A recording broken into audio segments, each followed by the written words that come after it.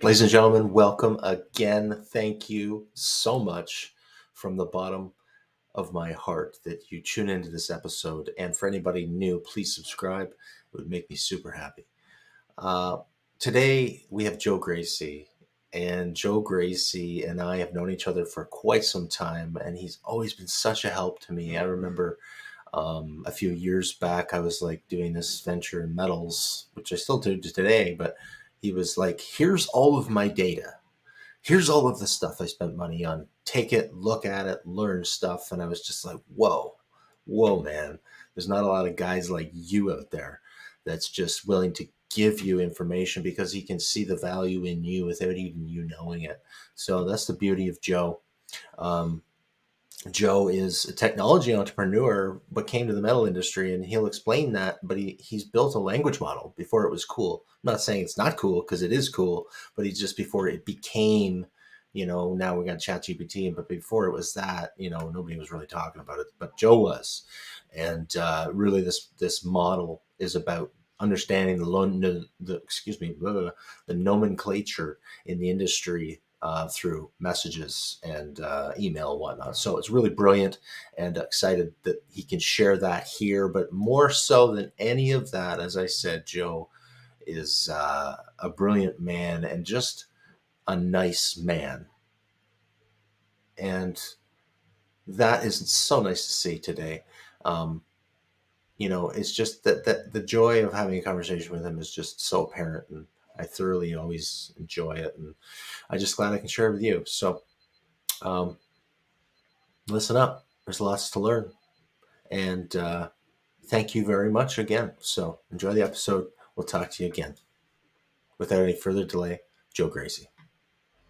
Greg Sheldon here, your host of Metal, Steel, Manufacturing, and Business Pro podcast, where you learn everything about the metals and manufacturing industry that make your modern day life possible. That's right. All right, everybody. Thank you so much for joining us. Today, we have a guy that I've known for quite some time, and he's one of the most generous people that I've ever met. And I remember when I started out the metals venture that I'm doing, we connected. I can't remember exactly how. I think it was maybe through Akbar. But you gave me all of these industry data data sets, and I was just like, wow, this guy's so generous. So I had to keep connected with you. And he just had such a great career in entrepreneurialism and business to business, and we'll get into some of that stuff. But Joe, thank you very much for coming. Well, thank you, Greg. I really appreciate you inviting me today, and for your nice comments. And it's hard not to help you, Greg. You've got a big heart as well. So thank you. Thank you. Yeah. Appreciate it. And that's, people like that got to stay connected, because not just this, any industry needs more of it, right? And I believe that a new generation is looking for that. And that's not why I do it, but I'm just saying that they, want to see somebody that actually cares about them, right? So anyway, let's talk about you. Joe, tell me your story, sir, please. Well, it depends how much time we have, Greg. But yeah, my story, my origin has really been around business building within the technology space. And so right from the very beginning, it actually started in banking, interestingly enough. And I soon moved my way into the technology side of banking. This was now in the late 90s, when electronic banking and electronic channels other than bank machines were starting to proliferate. So that technology revolution around web and mobile. And so I spent some time developing first to market bank tech, fintech. And then I loved it so much, and I thought, well, I'm not so keen on staying in the financial sector, so to speak. So I moved into distribution, technology distribution. And that's where I really got a much broader sense of the technology ecosystem, how technology vendors work and how they behave, and as a distributor working with resellers and solution providers, and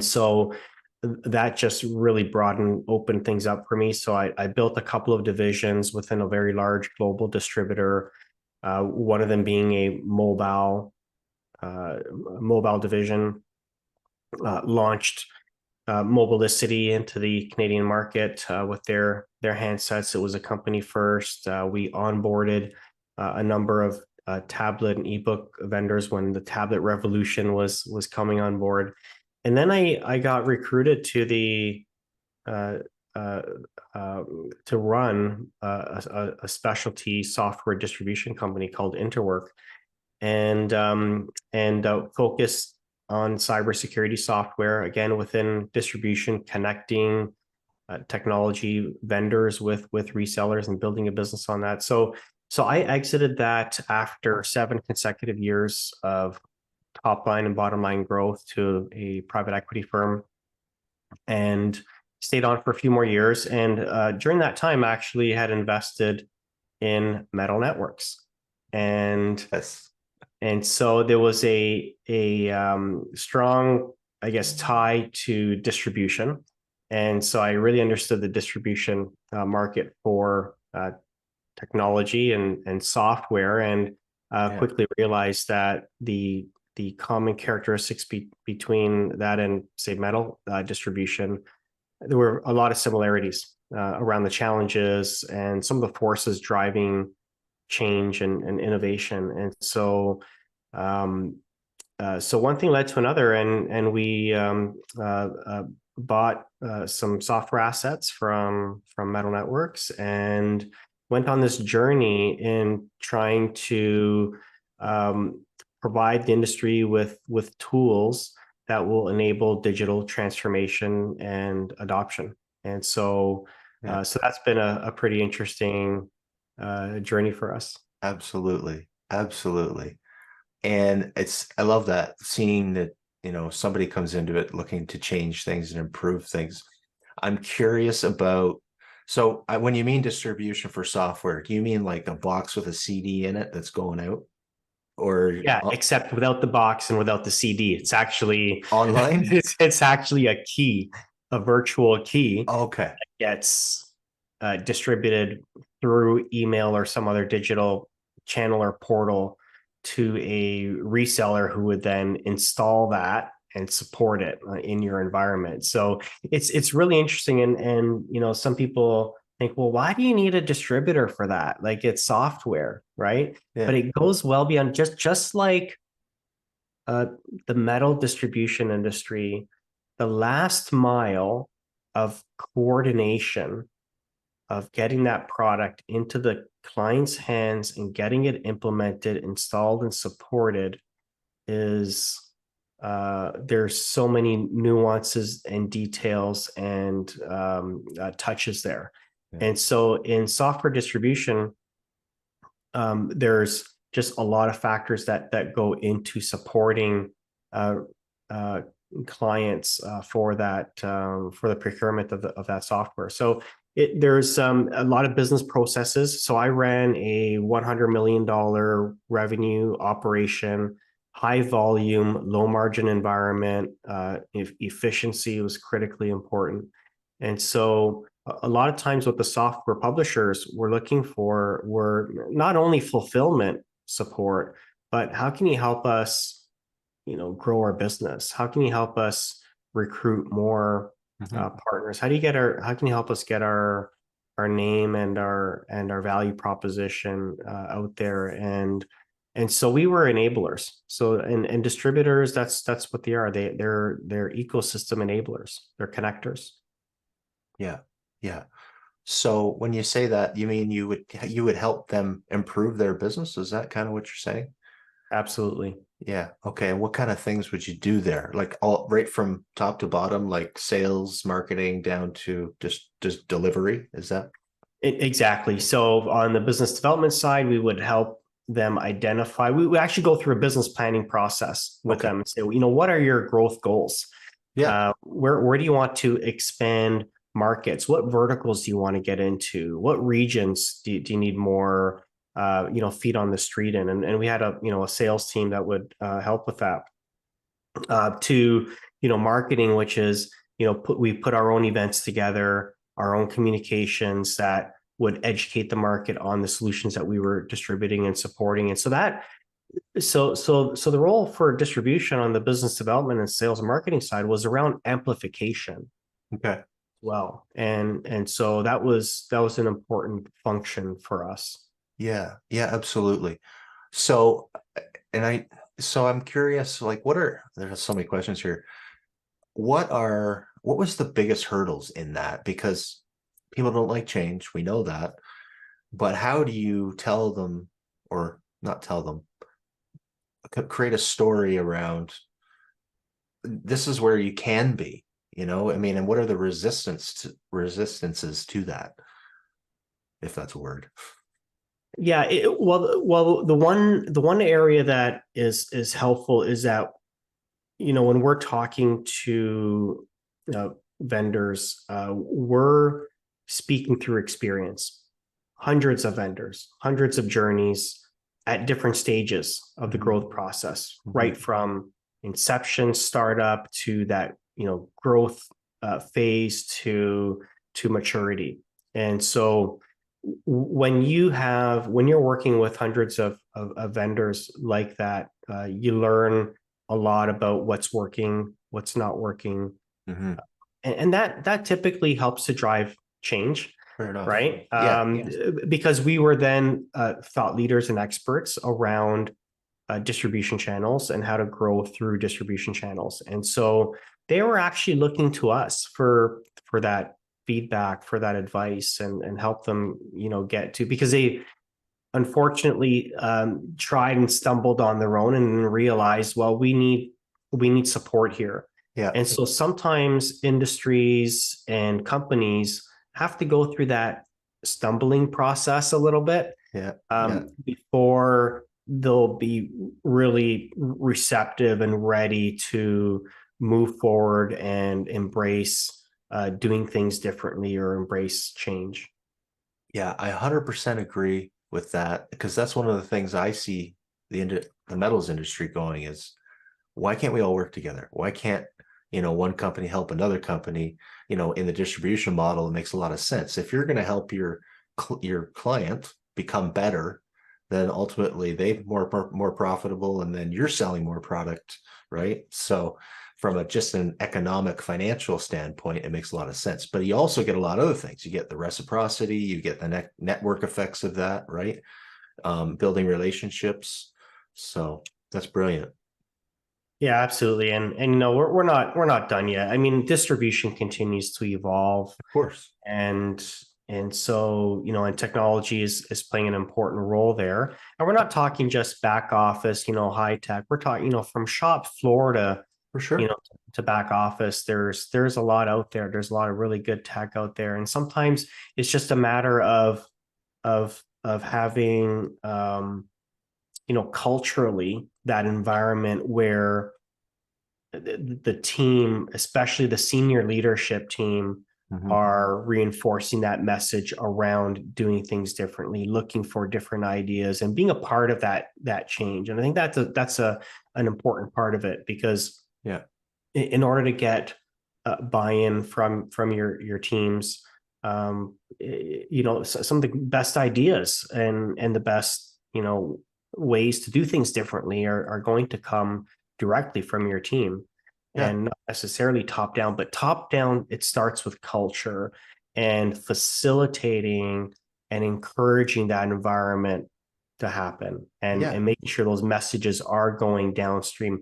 You don't have to have a tech savvy CEO in place, but you do have to have a CEO in place that recognizes that technology can be a differentiator.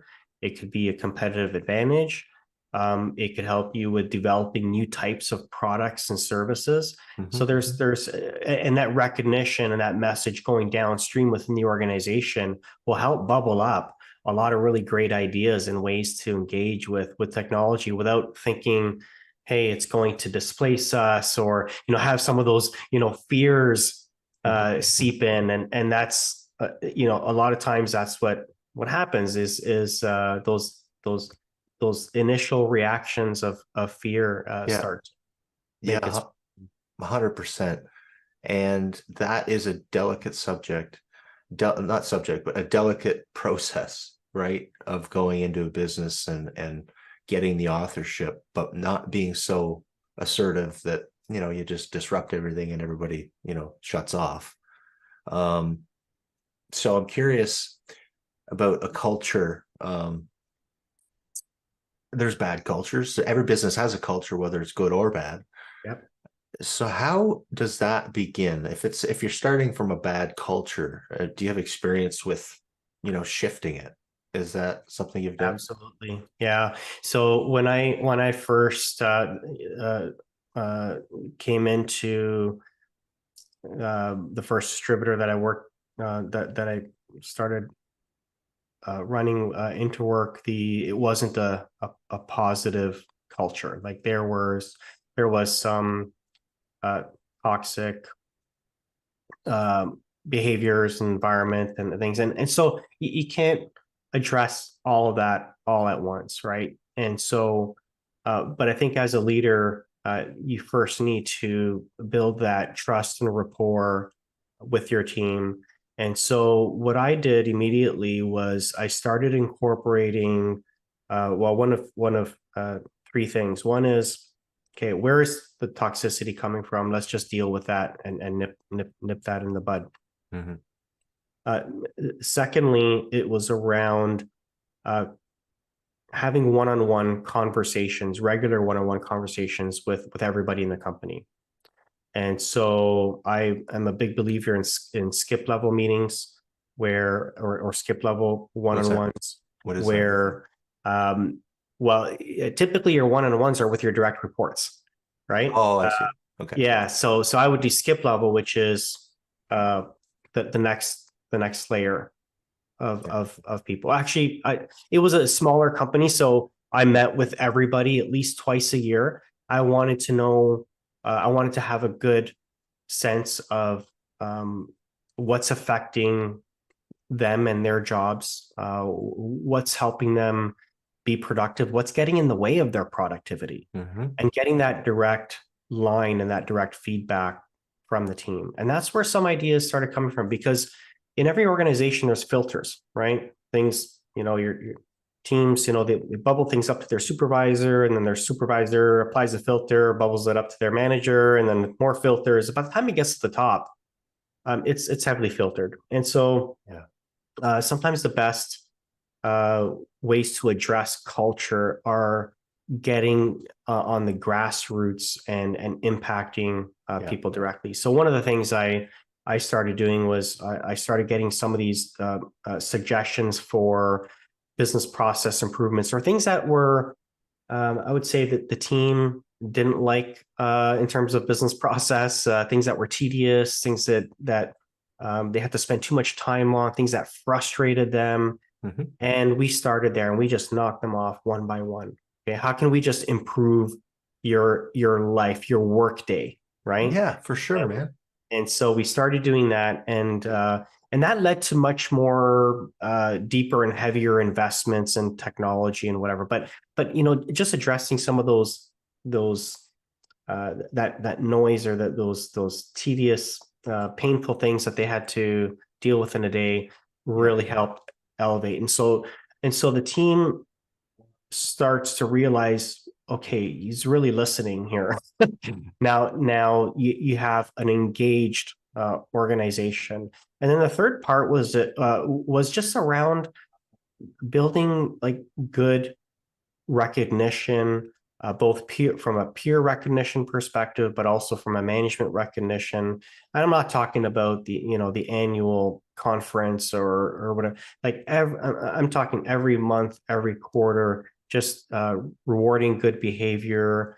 Not so much just results, but good behavior, rewarding ideas. So we had three pillars: service, value, and expertise within the organization, and definitions for each one of those areas or those pillars. And we recognized based on that. So who was delivering exceptional service last quarter? Who provided value by maybe coming up with a good idea, or doing something really out of the box, and then who's investing in themselves on the expertise side. And we rewarded that. Wow, so people take awesome. courses on their own time. That's a good idea. People, yeah, exactly. And so just so, applying those three pillars within the organization changed the culture of the company. Within 12 to 24 months, we were starting to hit our stride on that. And there's always things you have to work at to build the right culture. But one of the things that we did as it related to technology adoption is we said, we are not going to displace people through technology. No, that's not 100%. That's not our goal here. Our goal is to make sure we're applying technology to make your jobs better, faster, easier, more enjoyable. Because if you ask any responsible professional, committed professional, a professional who's working hard, has a great work ethic, great attitude, they're all going to say the same thing. If you ask them, if I can give you 30% more back in your day, what are some of the things you would really enjoy doing in your job? Yeah, man. And let's find a way to help you do more of that. Let's enable that. Yeah. And that could really motivate a team. 100%. I love this. There's a lot of us are thinking this way. And it's like, there's that fear you mentioned earlier. And as you're talking, I'm thinking like, okay, so the redundant stuff nobody wants to do. Like, we have technology now that can do that, from the back office to on the shop floor. And you said it, like, it's back to people they can get to doing creative things, that only people can do. Right. So. And untapping some of the creativity that's trapped in people doing redundant work. Yeah. It's surprising how many, great heads there are, just doing a lot of administrative work, or, data entry and whatnot. And they've got other skills that they could show you, and you just have to give them that opportunity to shine through. So, and how does that, like, the logistics of that, like, you go have a conversation with them and you say, like, what's some ideas you have? Is that how it's done? Or is it more of like a survey process? Or it's conversations. It's really around, asking, pointed questions around their day, and how they, engage with customers, how they engage with suppliers, how they engage with other team members. Sometimes we're our own worst enemy, right? So we start creating processes between departments, and time goes by and you think, why are we still doing that? Yes. Yeah. But no one's asking. And so so a lot of times it's just through having those conversations directly with your team. And but it is important to have that relationship and trust built. Like, if I just went in once a year and had a one-off meeting with everybody, I'm not going to get a lot of input. But we also encourage that downstream. So managers, VPs, supervisors, we encourage them to do the same things. We would have them work with other managers, employees, right? Sometimes you might be a little hesitant about bringing something forward to your own manager in a group setting, but maybe if it was a different manager, it sort of brings some of those barriers down, and there might be some more open, communication around what's working, what's not working, or I'm stuck, or, last thing you want to do is go to your boss and say, I'm stuck. I don't know what to do. I have no solutions. I have this problem, Yeah, that's right. You typically, you want to go with a problem and a solution. That's right. Yes. But while that's happening, it's okay to, to create a culture where they feel comfortable doing that with other managers and engaging other managers. So it's more than having an open door policy. Because I mean everybody says that, right? But what's Yeah. behind that? It's deeper than that, right? It's not just about having an open door. Yeah. As And a lot of times just the reward and recognition, and it's not even the financial part of it. It's recognizing people Mhm. in front of their peers, in front of managers about, some idea they had or some business process that, maybe you do it, maybe it's a 2 minute thing, but you do it 50 times a day. Well, that adds up times, 10 or 20 people times, 200 business days a year, Yeah, right? They yeah, may not think anything of it, but we actually went in and said, listen, there's, even if there is something really small that's just taking you, like, let us know. Let's, and the quickest way we did that was we said, well, it was a blanket statement. I'm not sure if every CO would agree with this, but I basically said we have a blank check on business applying technology for business process improvements within our ERP system. So just bring it forward and we'll look at it. And if there's a really good case for it, we're gonna implement it. So that blank check policy also helped yeah. clear out some of the I would say um, inhibitions that employees may have and say, well, yeah, I think this can be done better, but I know it's going to cost money. And I know the company doesn't want to spend more money. So I'm not even going to suggest it. We wanted to remove that barrier completely. Yeah, yeah, that definitely happens. I've heard it on the floor 100 times. Um, that's awesome, man. I had a thought and then I forgot it. This happens to me constantly. Um, so oh yeah, the direct correlation. Is there a direct correlation too? And I think it's important for people to hear it to because not that it's all about profit, but it's a measure of something, right? And I'm wondering, did you measure both at the same time, the culture improvement and then the profitability and margins? Absolutely. So when you have to look at it from a longer sort of point in time or longer time frame reference. If you're looking at things from one quarter to the next, you may not see that direct correlation.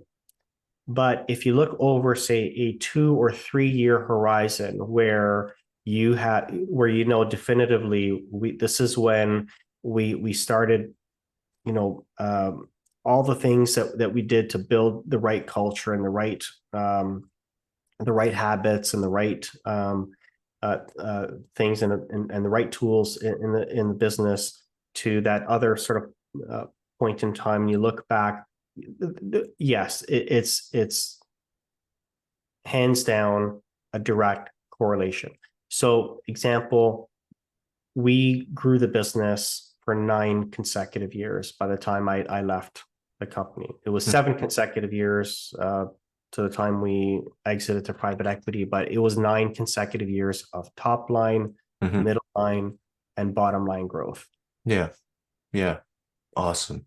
So, what was that experience like exiting to a private equity firm? How did that go? I'm curious about what you were looking for in a buyer, and all that sort of stuff. Yeah, that was a great experience actually. We part of it is because we engaged a really good private equity firm that we were aligned on in terms of values in the future and what the business needed and where they could help us take the business. Because part of engaging with private equity is having a partner that can help finance your dreams and goals for the for the company. So part of the exit was a for most of the shareholders was a complete exit and just having that liquidation event for them to facilitate retirement and whatnot. But the other part was around building the business, and we were in a space where we felt we needed to uh, acquire to grow. And so Right. part of that was, hey, we're going to need and tap into a different pool of capital if this is the direction. Number Yeah. one. Yeah. Number two is private equity can really, because they have so much insights into so many different types of businesses and the different levers for growth and opportunity. They brought forward some really good, adjacent level thinking into the organization in terms of Great. where else we could look for growth, what sort of other market spaces or verticals or markets we could get into, or technologies we could distribute. So that was very positive as well. Now, having going through that process and going from a sort of a mostly three main shareholder type operation where I pretty much had full autonomous control over the operations of the company and the direction, to now having other people to report to and who had different ideas and different ways of doing things. And so you just have to wrap your head around that you have to expect that is going to happen, and that some of those shifts are going to happen, but you have to be mentally prepared to do. Yeah. Okay. I'm in a similar situation in some stuff that I'm doing, and so I would imagine the most difficult part is making sure you're aligned with the team, right? Where you're not coming in and saying we're going to change everything. It's about, working together on it. Is that what you were looking for? Yeah, and that's what I got. It was a highly collaborative Good. relationship. Yeah. And I can't speak for everybody's relationship. It's Oh. it's gonna be different, but that's what it was with mine. And they brought some really good, solid alternative ideas to the table in terms of the business. So not all ideas were were No, of course. embraced, Of course. right? But there were some really solid ideas, and they have a different support mechanism as well. So I just found I had access to more resources, a different networking pool as well, and other portfolios that you could Right. into to share some of those practices, because it's the same ownership, right? Absolutely. Yeah, man. That definitely. Yeah, there could be some synergies or some kind of opportunity in there, right? Absolutely. Yeah, cool, man. All right, so let's talk about metal networks. So, what was the genesis of that? Like how, I mean, it was obvious to me, and I'm in the industry. I've been in it all my life. But how did it start? Where did it come from? Yeah, so Metal Network started as a quoting platform because uh, uh, at the time, ERP systems were quite old in the industry, and so there was this sort of movement towards refreshing that, and rather than ripping and replacing an ERP system, is putting a better quoting tool or front end for sales teams to quote more efficiently with their team and get turn things around more quickly. But that was sort of the origin story. And then when I came into the picture, it was more around, well, is it about the sales team and improving the productivity there? Yes, there's an element of that. However, there's also the market in the next 5 or 10 years is going to be increasingly digital, and your customers are going to be demanding different ways of buying from you and different ways to access information and to engage with you. So, going from a high, person to person, face to face, high touch environment or model, like relationship-based model, to, applying more of a, self-service, and catering to some of the self-service demands that were going to enter the market. So buyers we saw they're going to change. Sure. 75% of B2B buyers by 2025 will be under the age of 35. Yeah. They will control a lot of purchases, and they buy differently. They do not buy the same way that the other generations did. So that was the shift that we invested in, is how do we enable distributors to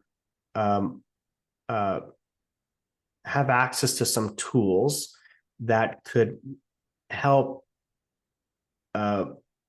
move some of that volume or some of that business through digital channels by making their customers happy and giving them an experience that they're looking for.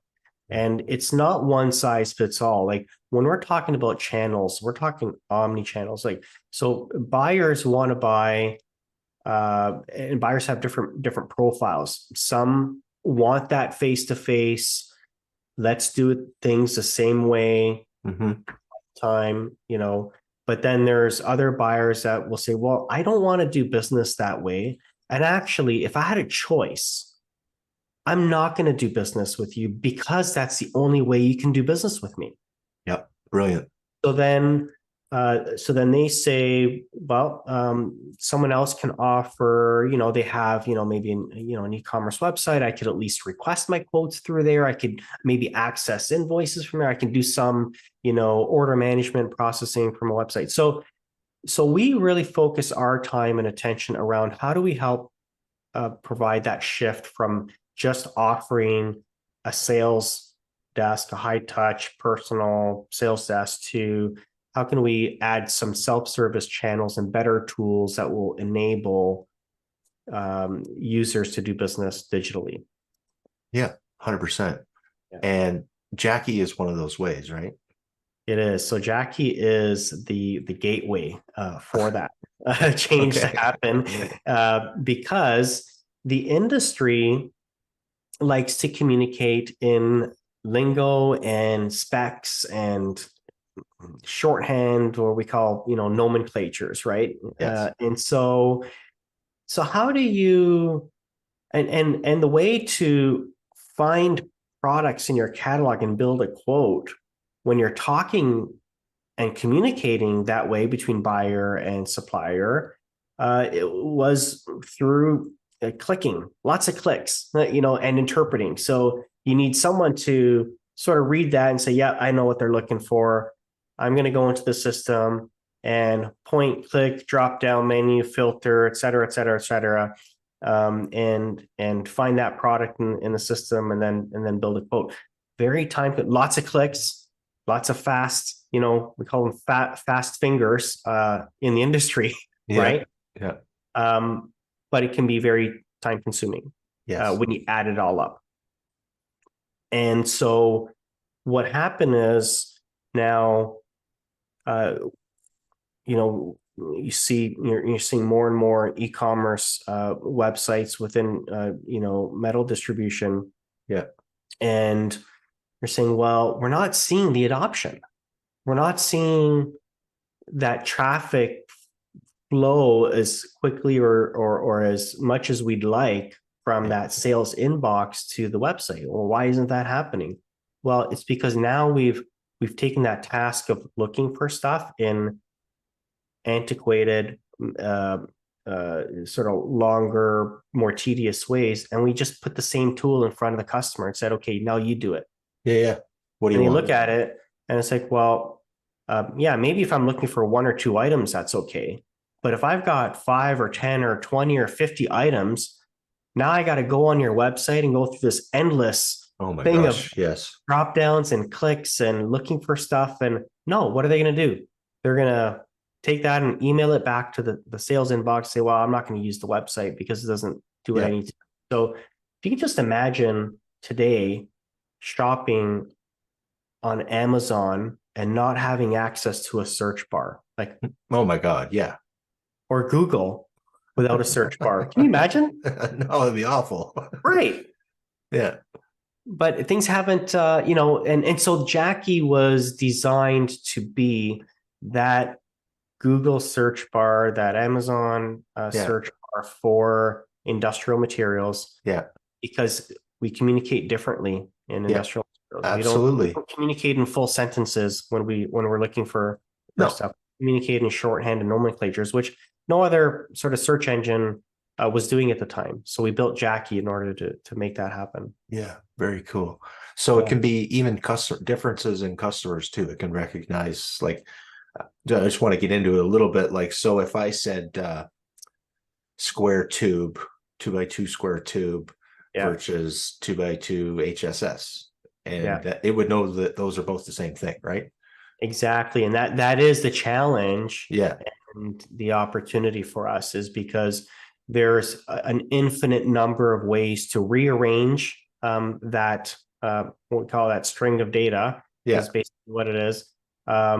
Different abbreviations, different terms to mean the same thing. Mhm. And that's what we've solved for. Yeah. And that's exciting to us, It because we is. know that is, at the heart, we believe that is at the heart of enabling that digital adoption, that analog to digital process to start to take place. Yeah. And we have to thank Chat GPT for helping get I was going to the bring it awareness up, and the but you beat word me to it. out around enabling and looking for AI solutions, because it really is, it really did put it in the mainstream as far as how you can leverage AI tools in a Yeah. very practical sort of way, nothing earth shattering, but can really help Yeah. to be more productive. Yes. Well, it may be earth shattering, but the platform or the input isn't. It's simple, right? Yeah. So it got people's head around that. So I agree with that. So it's helping you, right? Yeah. Yeah, absolutely. The awareness, the education around, Yeah. different AI tools definitely has helped. How did the development of AI go with JAQI? Like, I have no idea. How do you begin? Yeah, that's we built some proprietary processes Yeah. and Yeah. technology to design it, and so fundamentally it had to learn. It had to learn from its own experiences, and that is the difference between, say, a static software solution versus an AI enabled solution. And Right. so we built the framework that would um, uh, account for all the different variations and different ways to describe something. Yeah. And it's a framework that can be applied well beyond metal. Like we're Oh, for talking sure, man. any sort of product, B2B industrial or product spec type Yeah. environment where that sort of lingo and that way of describing things Yeah. happens. And so we built this framework, and that was years in the making. I mean, it Yeah. was quite a big endeavor, Yeah. but it was definitely a good journey. Well, thank you for doing it. You know, I mean, we needed that. That's a step in the right direction, as far as I see it. So what else you up to these days, Joe? Yeah, it's being around business building and Yeah. engaging the industry, educating the industry around some of these changes and shifts that are happening. But I'm also an investor, so an Yeah. advisor. So, I serve on a number of advisory boards on different, early stage tech, from, e-commerce to Yeah. data management to cybersecurity. And I love helping other entrepreneurs with their businesses. Yeah. No, I And know you so, do. You're very generous. Hey, what are some of the challenges they're having these days? yeah, well, I mean, it depends on the market environment, right? Like right now, you've seen a lot of adjustments in the technology space in the last year, since May Yeah. of, I'd say, 2022. Right.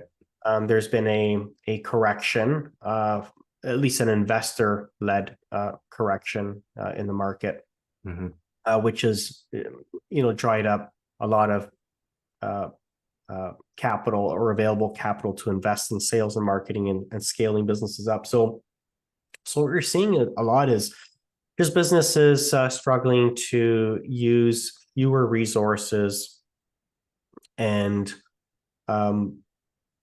to accomplish the same big goals and dreams that they have for their company, right? Right. And being Yeah. very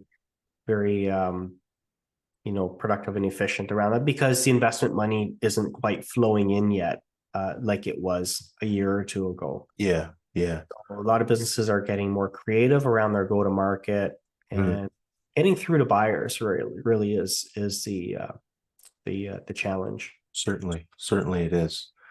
Yeah, you got to get creative. But that's the fun, I believe, right? The go-to-market plan and like how are you going to position this and pitch it, right? Yeah. That's what's fun.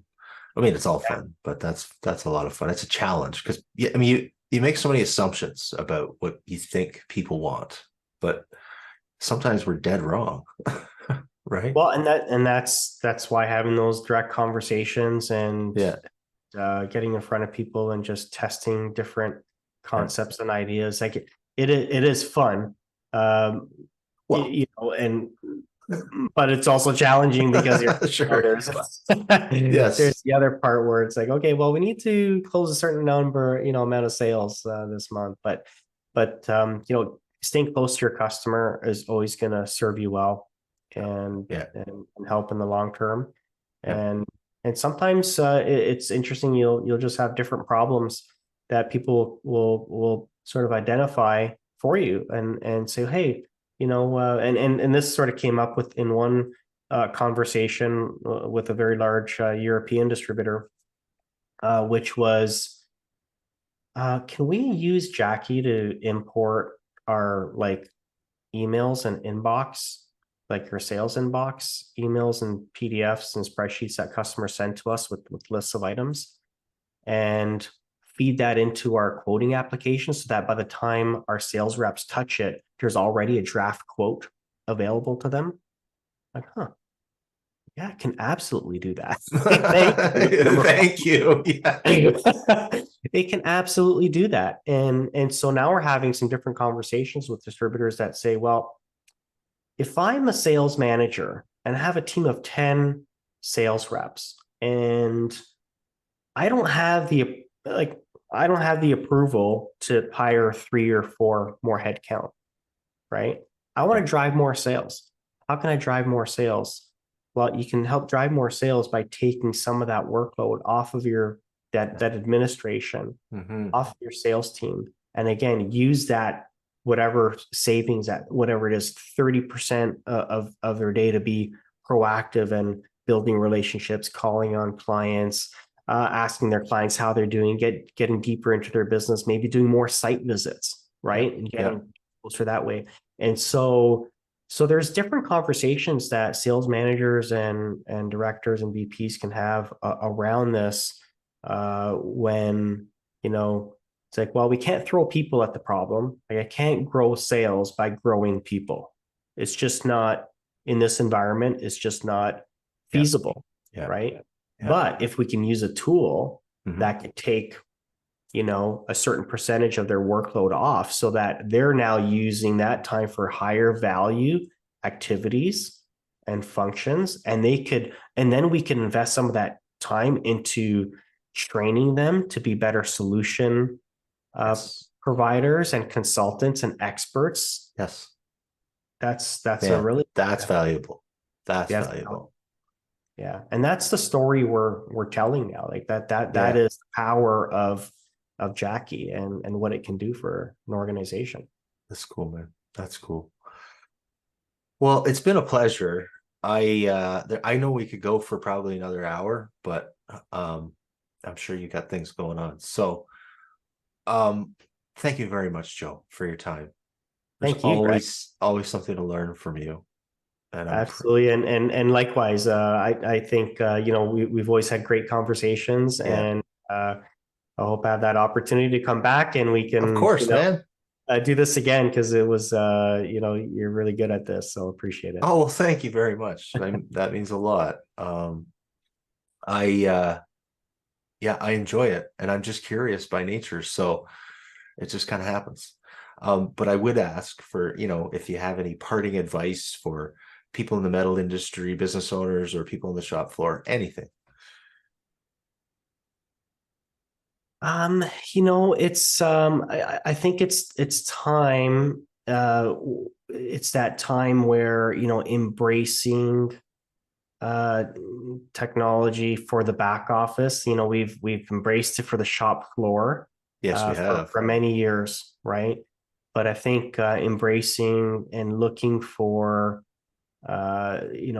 introducing technology as an important part of culture and bringing technology into the conversation within organizations is really important moving forward. I'm not saying those conversations aren't happening now, but I think Yeah. there's room for more of that from the top down, and we're starting to see some of that with change in ownership and Yeah. ownership moving from one generation to the next, and facilitating those conversations. But definitely, that's the one thing I leave here is just bring that into the conversation, bring it into the culture, so that it doesn't become a point of resistance when you're introducing a new concept or a new way of doing things. It could really be embraced.